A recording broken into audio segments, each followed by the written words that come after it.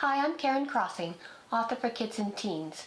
Welcome to World Read Aloud Day, a movement to support global literacy.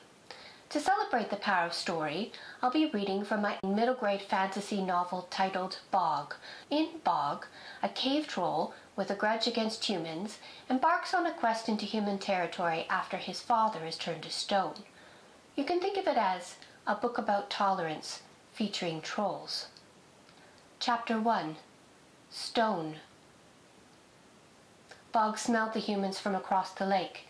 The stench floated high on the breeze, infecting the stars themselves, and then settled among the branches of the birch trees. What were humans doing in their hunting grounds? Wrinkling his nose, Bog trailed his father Jadal through the undergrowth. Jadal twitched his tail, jerking its feathery plume from side to side. Bog flicked his own blunt tail too. Silent as stone, they increased the distance between them and the source of the smell. Not a twig cracked under their bare feet. Not a leaf fluttered as they passed. The darkness cloaked them, and their night vision shielded them from a surprise attack by bumbling humans.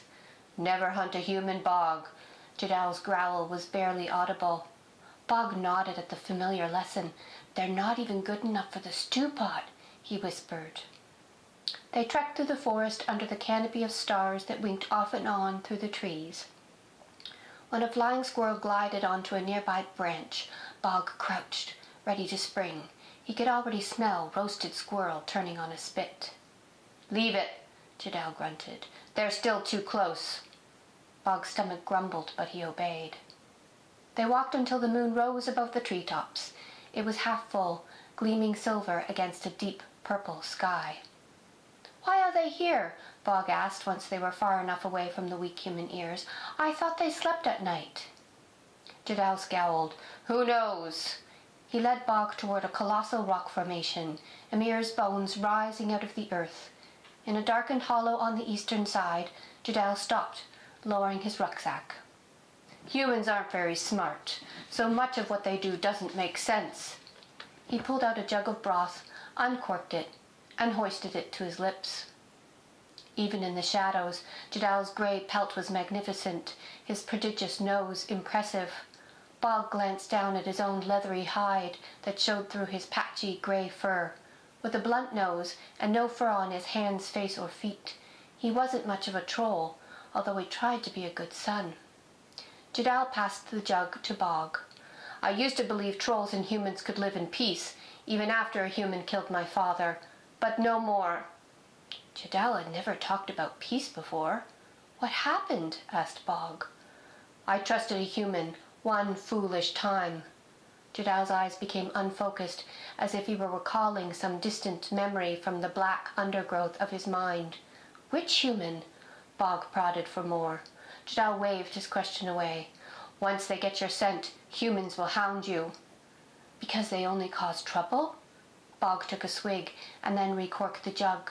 The broth was cold, a tasty leftover from the night's breakfast with Kasha and the youngsters. "That's right," Jadal muttered. "They'll kill for revenge, or even for sport. I once saw some humans kill a moose and then take the head for a trophy." Bog licked his lips. What did they do with all that meat? "They left it." Jadal took the jug from him. "But why?" "Enough questions." Jadal shoved the jug into his rucksack. "We've hunting to do. The youngsters can't feed themselves." A twig snapped in the distance, beyond the rock formation. The human stench invaded once again, drifting from the abandoned deer track he and Jadal had just trekked. "Are they hunting us?" Bog whispered.